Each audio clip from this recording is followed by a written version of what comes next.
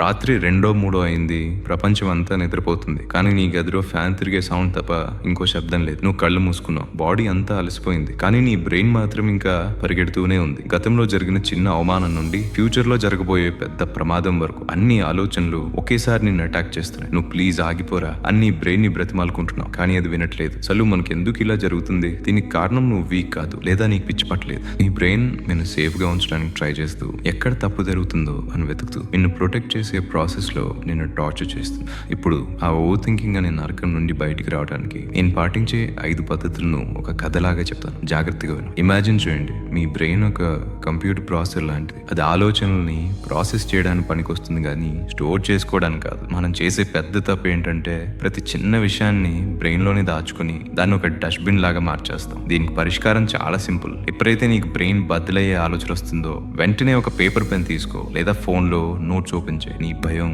నీ బాధ, నీ డౌట్ అన్ని అక్షరాల రూపంలో బయటికి కక్కేసాయి. ఎప్పుడైతే ఆ ఆలోచన నీ బ్రెయిన్ నుండి పేపర్ మీదకి వస్తుందో నీ బ్రెయిన్ కి సిగ్నల్ వెళ్తుంది, రికార్డ్ అయిపోయింది కదా అని రిలాక్స్ అయిపోతుంది. రాసిన 2 నిమిషాల్లో నీ తల బరువు సగం తగ్గిపోతుంది. ఇది నా ప్రామిస్. మనం భయపడే ప్రతిసారి మన బ్రెయిన్ మనకి ఒక హారర్ మూవీ చూపిస్తుంది. జాబ్ పోతే ఎలా, వాళ్ళు వదిలేస్తే ఎలా అని. కానీ బ్రెయిన్ ఆ సినిమాలో ఇంటర్వెల్ వరకే చూపిస్తుంది, క్లైమాక్స్ చూపించదు. అందుకే మనం భయపడతాం. ఇప్పుడు ఆ సినిమాని నువ్వే పూర్తి చేయి. ధైర్యంగా కూర్చుని నువ్వు అడుగు. సరే, నేను అనుకున్న దరిద్రం జరిగిపోయింది అనుకుందాం. అప్పుడేమవుతుంది? జాబ్ పోతే ఇంకో జాబ్ వెతుకుంటా, వాళ్ళు వదిలేస్తే బాధపడతా, తర్వాత మూవ్ ఆన్ అవుతుంది. మన మైండ్ కుండే ఒక వీక్నెస్ ఏంటంటే ఆలోచించదు, అంటే ఇంకా గట్టిగా ఆలోచిస్తుంది. అందుకే దాంతో గొడవ పడకుండా దానికి ఒక అపాయింట్మెంట్. పగలు నీకు ఏదైనా నెగిటివ్ థాట్ వస్తే, ఓకే మిస్టర్ బ్రెయిన్, ఈ విషయం గురించి మనం సాయంత్రం 6 గంటలు మాట్లాడుకుందాం, ఇప్పుడు నేను బిజీ అని చెప్పు. అలా బాధని సాయంత్రం వరకు పోస్ట్ పోన్ చేయి. విచిత్రం ఏంటంటే సాయంత్రం 6 గంటలకి నువ్వు కూర్చొని ఆలోచిద్దాం అనుకునేసరికి ఆ సమస్య నీకు అసలు గుర్తే ఉండదు, లేదా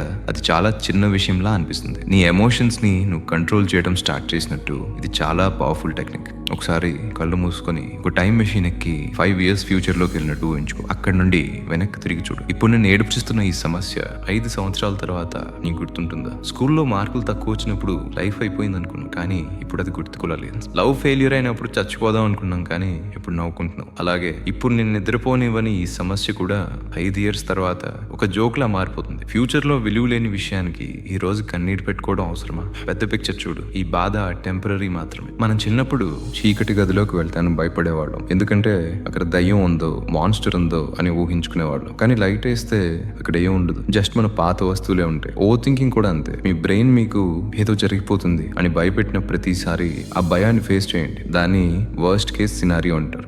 నువ్వు అడుగు, సరే నేను భయపడుతున్నది జరిగితే మహా అయితే ఏమవుతుంది? జాబ్ పోతుందా? పోనీ ఇంకోటి వెతుకుంటా. ఫెయిల్ అవుతానా? మళ్ళీ ట్రై చేస్తా. ఎప్పుడైతే నువ్వు ఆ భయానికి కళ్ళల్లో కళ్ళు పెట్టి చూస్తావో ఆ భయం చిన్నదైపోతుంది. చీకటిని చూసి పరిగెత్తకు, లైట్ వేసి చూడు. అక్కడ భయం లేదు, నీ ధైర్యం మాత్రమే ఉంది. మన బ్రెయిన్ ఒక చిన్న పిల్లడు లాంటి. అది ఎప్పుడు పడితే అప్పుడు నాకు చాక్లెట్ కావాలి అని ఏడ్చినట్టు నాకు ఇప్పుడే ఈ బాధ గురించి ఆలోచించాలి అని గొడవ చేస్తుంది. నువ్వు దానికి వంగకు. నువ్వు బాస్వి, బ్రెయిన్ నీ ఎంప్లాయీ మాత్రమే. పగల నీకు ఏదైనా నెగిటివ్ థాట్ వస్తే స్ట్రిక్ట్ గా చెప్పు. చూడు, ఇప్పుడు నేను వేరే పనిలో ఉన్నాను, నువ్వు చెప్పే నాన్ సెన్స్ వినడానికి నాకు టైం లేదు. సాయంత్రం 6 గంటలకు కలువు, అప్పుడు మాట్లాడుకుందాం. అలా థాట్ ని పోస్ట్ పోన్ చేయి. నువ్వు కంట్రోల్ తీసుకో. సాయంత్రం 6 గంటలకి నువ్వు ఆ విషయం గురించి ఆలోచించడానికి కూర్చుంటే అసలు అది ఎంత సిల్లీ విషయమో నీకే నవ్వు వస్తుంది. You are the master, remember that.